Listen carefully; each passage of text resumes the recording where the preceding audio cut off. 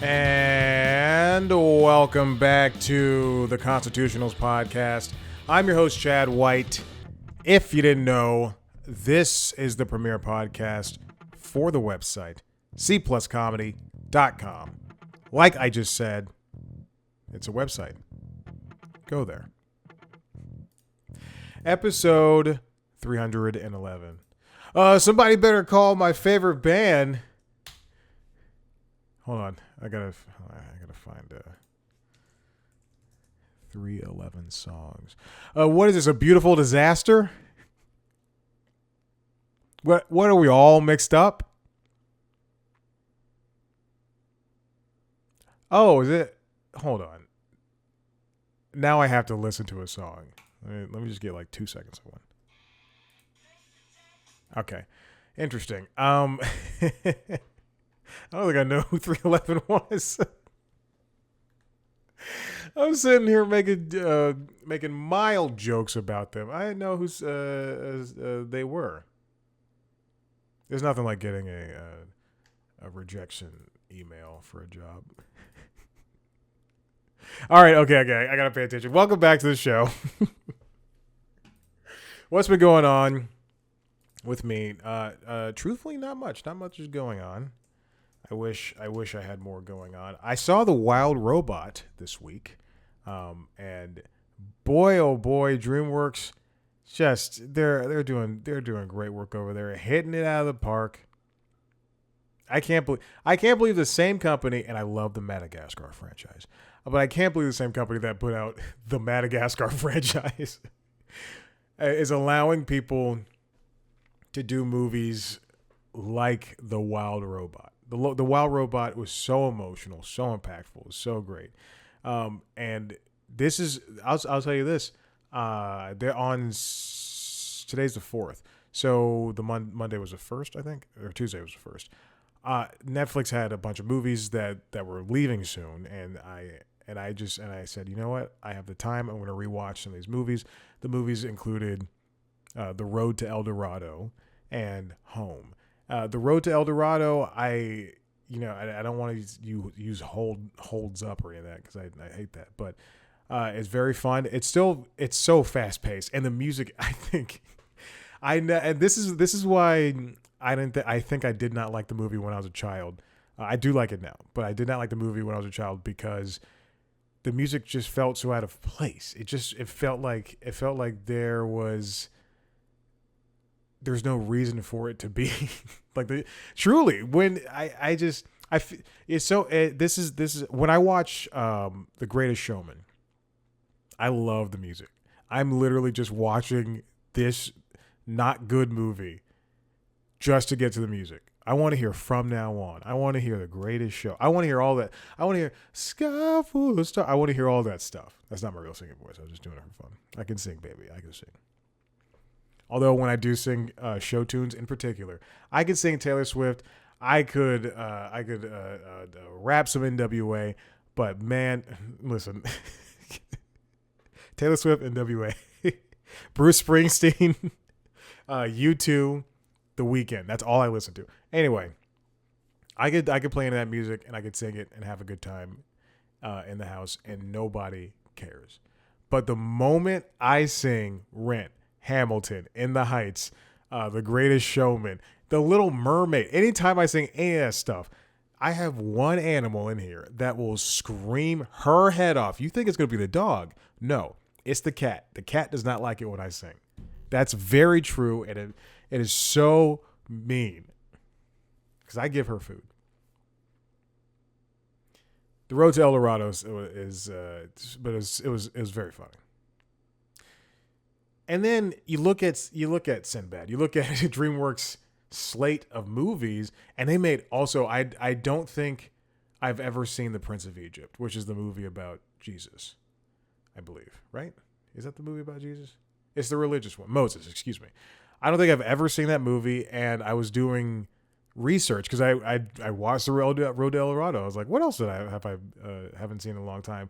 And I just go, wait a minute. The Prince of Egypt, Joseph, King of Dreams.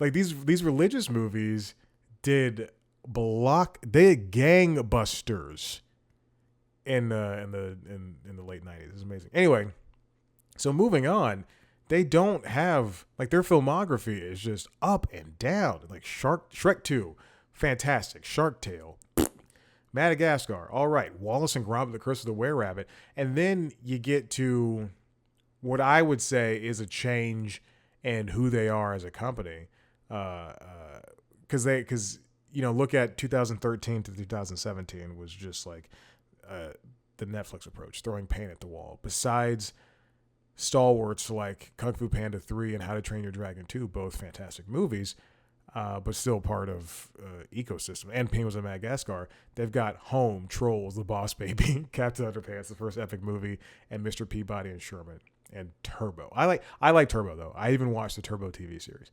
But then you get to 2019, and now I feel as though, and we knew that How to Train Your Dragon was already a little bit less. Although it's a cartoon, it kind of gets back to the necessary idea that, hey, we're also a little bit serious. How to Train Your Dragon, The Hidden World is a little bit more serious than any other movies they've done. And then they just like have a bunch of crap. And then they have Puss in Boots, The Last Wish, which is just amazing. Then it goes on to The Wild Robot. There's some things in between I'm skipping, but I think they're able to like do more of The Wild Robot. The person who made that is just Chris Sanders wrote and directed this movie, and my God, he's the guy who's the voice of Stitch. Very true. The voice of Stitch wrote and directed this movie. He was also, what was he in Lilo and Stitch? He was also the director, writer of that movie as well. And he'll be the voice of Stitch in the live action version too, which is, whatever. But give this guy the reins of DreamWorks, because he can do what Jeffrey Katzenberg did. He can do what everybody else, who's the brain trust at Pixar. It was so good. First, the story, it was very funny, very good, very heart-wrenching. Oh my gosh, gut-wrenching, the entire body wrenching. Imagine me sitting in the second row of this movie theater, because that's where I sit, at the Dolby Atmos at AMC. I almost saw it in what's it called, 4DX, and then I realized I didn't want to drive to the Regal. I wanted to ride my bike to the AMC, and it looks amazing. But imagine me just sitting there, just going, wiping my eyes. Lupita Nyong'o did a fantastic job as this robot. The one issue I'll say about this movie is that it was a little bit too fast. And the movie was already long. It was 102 minutes for a kid's movie. It's 102 minutes. And they were skipping over things that really could have been pulled out. But, I mean, oh my gosh. To me, it feels like there's two movies in one. But, Chris Sanders did an excellent job just adapting this, I think, a children's book into a movie. It was so funny and so unique, and it looked unique. Just like when Spider-Man Into the Spider-Verse came out, it looked unique. I like it. And you don't have to get used to it because it's already just so beautiful. So good job, DreamWorks, Universal. All right, let's move on. Also, I almost saw Megalopolis. There was a point in time before picture this. I just finished leg day. I just finished cycling, and it's like 9:30 in the morning, and I'm sitting at the computer. Megalopolis starts at 10:30. At one point, I can make Megalopolis. 10 o'clock. I can make Megalopolis. 10:15. I could make Megalopolis. 10:30. I could make Megalopolis. 10:31. I can't make Megalopolis. I almost did. I almost went. And I almost went today, but something popped up at the last minute before I had to record this show and Late Night Lately. So, unfortunately, I did not go see Megalopolis. And then Joker comes out today. So, I'll be seeing Joker on Tuesday. And I won't be spending $1 on that. I will be using my AMC rewards. I try not to see superhero movies, but I saw the first one and I liked the first one, and am in love with Lady Gaga. It's a very true fact. So I would love to see her in anything. All right, this first one comes from the Hollywood Reporter, written by George Salazai. I still don't know how to pronounce this guy's name. George Zalai and Alex Weprin. DirecTV is to acquire Dish and Sling TV, creating the largest U.S. TV provider. This happened late last week. It was just announced that these two satellite TV platforms are coming together. And better yet, DirecTV is going to pay EchoStar, which is the video distribution business that owns Dish DBS. DirecTV is going to pay them $1 plus the assumption of debt. So that means like they have to exchange money. So $1, and then the debt is a lot like what Warner Brothers took on, what Discovery took on when they acquired Warner Brothers from AT&T, or what Disney took on when Fox was acquired by them. The landmark deal has been decades in the making, effectively seeing satellite TV giants DirecTV and Dish merge. Merge is what they wrote. If approved by regulators, it would create the largest pay TV provider in the United States. That's bigger than YouTube TV. That's bigger than Charter, Spectrum, whatever. Then that's huge. Again, it's regulatory problems set aside. If this is allowed, then maybe this would put an end to the blackouts that companies have. Maybe it won't. Like just a couple of weeks ago when Disney and DirecTV had a blackout because Disney and DirecTV could not come under, they couldn't figure out pay for Disney or whatever. I don't know, a good deal. But DirecTV is owned by AT&T and the private equity firm TPG, while EchoStar is publicly traded. Combined, the companies would have about 20 million pay TV subscribers, millions more than any other pay TV company. Charter and Comcast each just have over 12 million. DirecTV estimates the combination has the potential to generate cost synergies of at least $1 billion per year. But you have to look at these companies separate right now. They're shedding people every single quarter. You are seeing hundreds of thousands of people leave both DirecTV and Dish every single quarter. Every 4 months you're seeing this. And saying that they're hemorrhaging customers. So saying that you have, like I'm giving blood, you're also losing a lot of blood because you have a gash open on your back. Like I'm at the blood bank today. I'm giving blood. Yeah, but also there's blood coming out of your neck. I don't know. That's the first thing that popped in my head. TPG also said that it cut a deal to acquire the 70% of DirecTV currently owned by AT&T. Once completed, AT&T will be officially out of the TV business after spinning out Warner Media to Discovery 2 years ago. Oh, Jesus. The merger has been years in the making, with the companies previously agreeing to merge back in 2001. Oh, my God. The Department of Justice scuttled the deal with an antitrust suit. But because cord cutting has been such a big play these past couple of years, they're thinking maybe the Department of Justice will say something now. We'll be like, yeah, it's fine. But there's so many options. I don't know, besides people who live within like rural areas or just not as populous areas that are able to get things like Hulu with live TV and YouTube TV via decent internet. I can't imagine somebody in like this Atlanta area who's under the age of 50 going, yeah, let me just get DirecTV or Dish, or let me just get this satellite TV.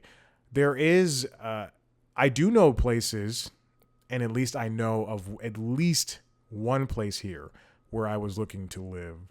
I believe it's called Block Lofts, right off the Beltline here, that force you at the time. I don't know if they still do this because I asked people that live there now, and they're like, "Oh, I don't remember." But at the time, when I was taking the tour, they were like, "Okay, so you also here's your internet, and it's going to be Xfinity." And I went, "Do I have to get Xfinity?" They're like, "Yes, you have to. It's built into the lease," and that's what it was at that point in time. And I remember looking down like, "I don't want this at all." versus over here and a lot of places in the city area, because I'm on Zillow all the time, looking at pretending, oh, if I had $500,000, where could I? And I wanted to live in, Decatur. How would it be? Or what can I afford? You can get Verizon FiOS or what I have here, Google Fiber. I love Google Fiber. Oh, I can never live without fiber. When I was in Chattanooga, they still have this company, EPB, but also it was at the time the fastest internet in the nation, and I remember paying so much money just to have. I wanted fiber so badly, and God, I could never go back without it. Ugh, I could never. Whenever I'm at someone's house and they don't have fiber, I notice it. It's like using a 120 hertz display, the screen refresh. The iPad has it. My Galaxy S23 Ultra has it. The computer's on 120. I can never go back. Never. I love 4K, but I'm deliberately using 120 on this Mac Mini because it can't deliver both. I'm deliberately using 120 on here just so I can have that. I don't know if this is going to be a benefit to subscribers and users. We'll see what happens, and the transactions are expected to close in fourth quarter of 2025. But man, I can't imagine that that's going to be helpful for anybody in the end. And I feel like they will lose. If they have 20 million subscribers, I feel like they'll lose at least half that before 2027 if this is allowed to get through. This comes from Ars Technica. Sharon, whose name should not be spelled the way it looks, Scharon Harding, writes, Amazon will ramp up Prime Video ads in 2025. Amazon introduced Prime an ad tier on its Prime Video in January. You're automatically opted into it. If you don't want ads, you spend $3. I can get by with with not paying another $3 to Amazon. The Wall Street Journal reported that subscribers will see an average of between 2 and 3.5 minutes of ads per hour.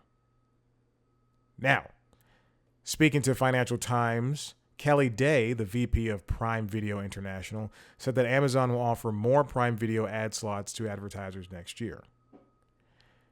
So if we're already seeing up to 3 minutes, which is an issue I had with Peacock. I don't have Peacock at the moment, but last month, before it ended, I was seeing, if I was watching, New Girl or Brooklyn Nine-Nine or something, before I would see like 60-minute ads. Or 60 second. If I saw, I would see 60-second ads. Now at watching an hour-long show, a procedural, I was seeing 1 minute 20 seconds, which is interminable. But I use that. I get up, I go pee, I go get snacks. I do what I can. Get on the iPad. Get on the Steam Deck. Get on the Switch. Try to play through Tears of the Wild Kingdom or whatever it's called. I just don't want to build things in Zelda. I just want to play the game.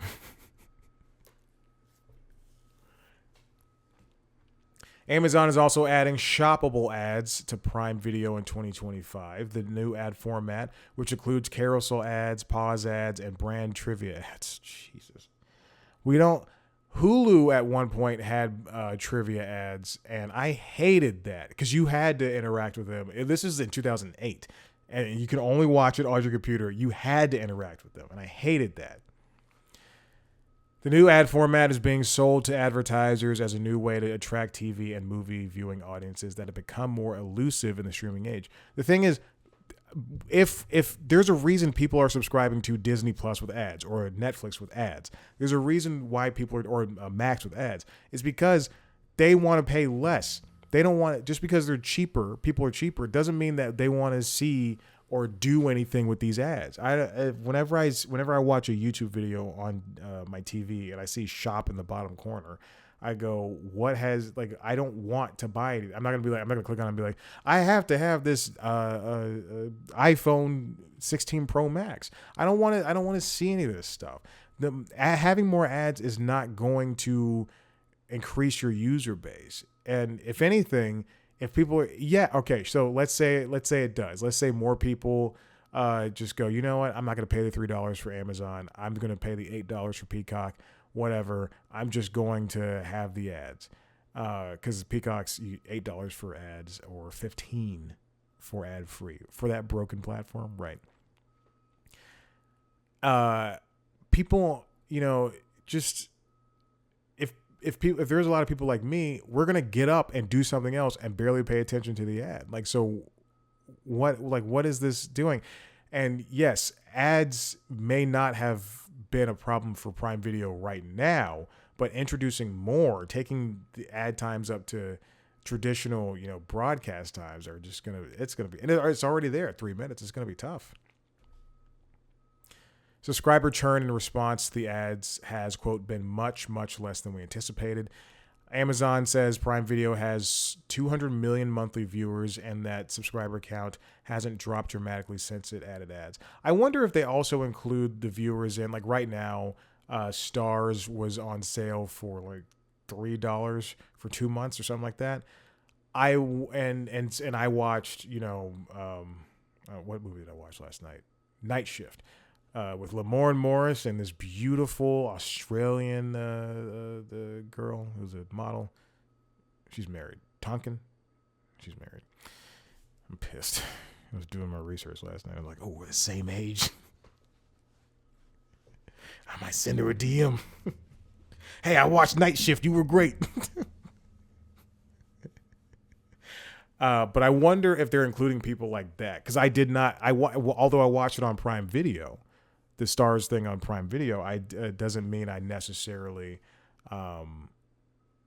it was watching an Amazon Prime thing. Prime Video is not a big part of Amazon's ad business just yet. The streaming services are focused more on turning subscriber counts into profits. The companies are increasing on ads. Streaming services say that they make more revenue per user on average if the subscriber uses an ad tier. Meanwhile, so if you want them to have less money, pay for ad free. That's what they're saying. And now, along with this Prime thing, I'm skipping the last half of this article. Brian Steinberg for Variety writes, CNNPlus.com subscription plans unveiled. Access for premium features costs $3.99 per month or $29.99 per year. I talked about this on LinkedIn Logs, I think, or maybe what show is this? The Constitutionals last week. But CNN CNN now has a subscription for heavy viewers of the site. So it's a lot like Washington Post, New York Times, any one of those websites where you go and read X amount of articles per month. So on New York Times, if you read 10 articles, you only have 10 free articles per month. And then after that, you have to pay a subscription. CNN on Tuesday is going to take his second. Wait, is this past Tuesday? Oh, it was all right. So it's already live. So most people who go to CNN.com to read the occasional story won't really see anything change. But if you read more than enough, then they're going to say, "Hey, $4 a month, you can read unlimitedly." And that is the title of this episode.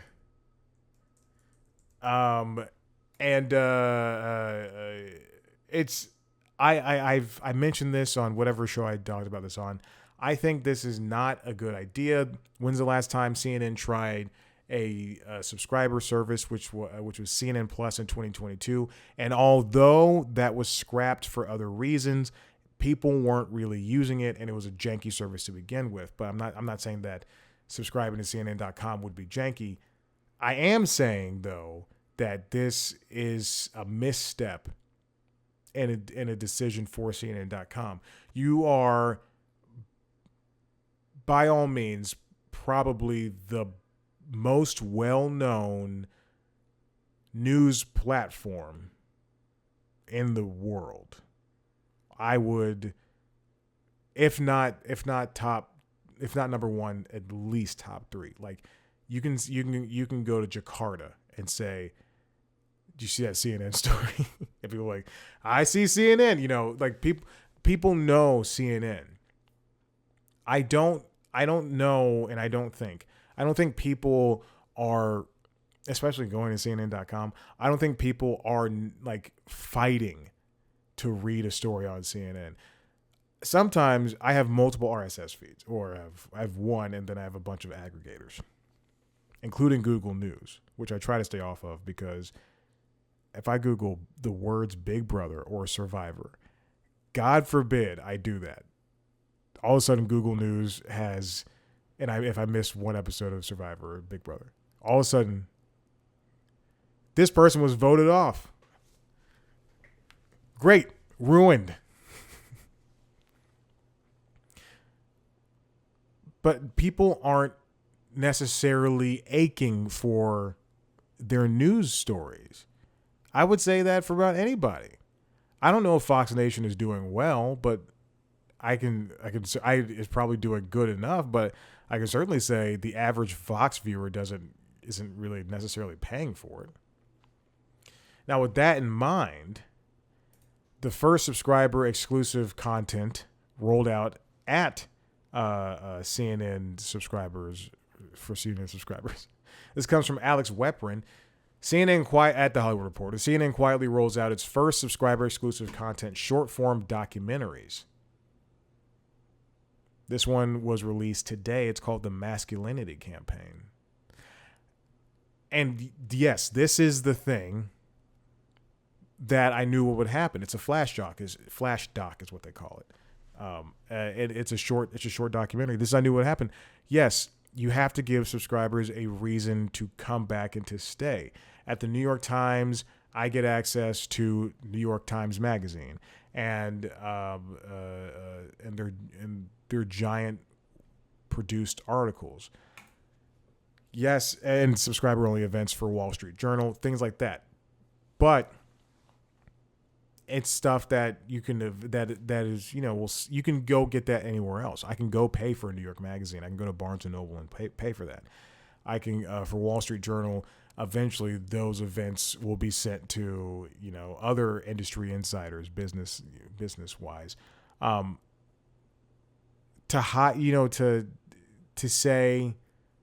make a documentary and then to put it out on CNN.com and expect it to do well is not going to do anything for you. People aren't going to CNN.com and staying on that.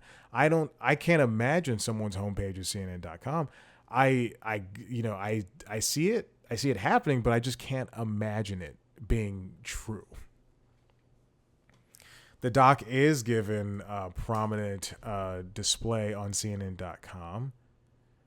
Well, I mean, I don't see it. That's what Alex wrote, but I don't see it. Also, it's just what I suggested. I think it might have been LinkedIn logs. What I suggested is that they should just, if you pay for Max, you get the CNN thing. That's how you get more people. If let me build into the price more things, more offerings. I pay for the New York Times, and I get there's two tiers, I believe. You can get the digital, or there's multiple tiers, but there's two tiers that I was interested in. You can get the digital only, or you can get digital plus the games and plus cooking, and then you pay for $15 for all that. I love that approach. That's such a great approach because I'm gonna need the cooking, and I want to play the game sometimes. Not all the time. I don't want to spend time on my phone like that. But it's just to gatekeep things like this. Although it works for something as small as Dropout, it's not going to be the same result for CNN, because CNN, again, is not the thing that people are aching for. I don't know if we're going to do this last story. Good thing I didn't mention it.